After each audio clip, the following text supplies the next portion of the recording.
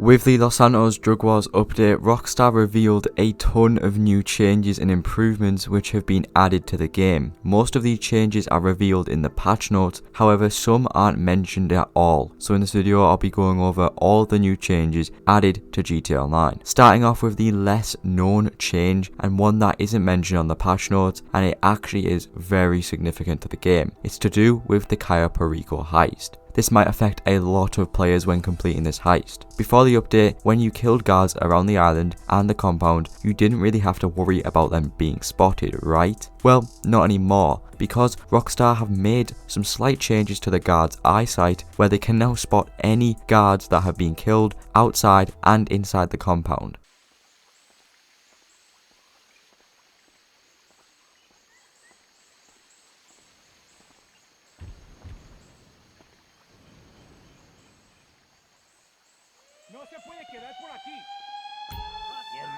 This means your heist can be instantly alerted and you fail. This is an overall terrible change in this update, and one that I know is going to be affecting a lot of players. It can make it very difficult to complete a Cayo Perico heist if you want to quickly kill guards and all of a sudden the person that you killed gets spotted. It's very inconvenient. But let me know your thoughts on this change in the comments below. Is it a good one or is it a bad one? Next up, another change which affects heists in a big way. The Toreador can no longer be used during heist setups or finales. This means you can't save yourself time by boosting to each relevant checkpoint in a heist setup. The Toreador was amazing for the Doomsday heist, but once Rockstar realised it was saving people a lot of time, they decided to remove it. Once again, not a great change, but the Vigilante is always another option. For the next change, this is related to the vehicle warehouse. If you sell any of your vehicles from your warehouse in a public session, you will now receive a high demand bonus, and this is a much needed change in my opinion. When you're selling a top range car and you're in a session with, let's say, 20 players or something, you're going to get 140,000 instead of 100,000, which is going to earn you slightly more money. The next business change is for the hangar.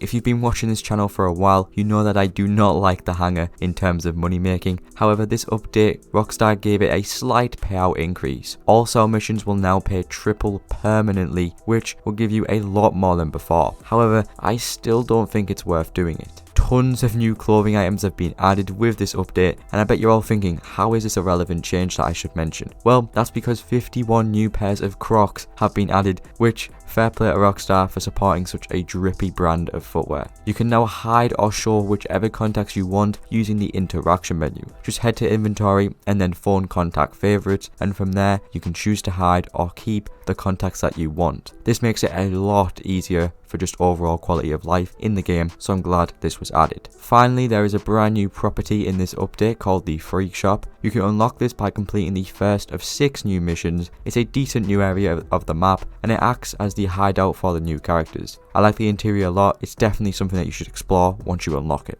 With all that being said, those were just some of the changes that I noticed in the LS Drug Wars update. If there are any changes you discovered, be sure to let me know in the comments below, and if you did enjoy this video, be sure to give it a like, as well as subscribe to the channel for more content. And as always, thanks for watching, and I'll see you all later.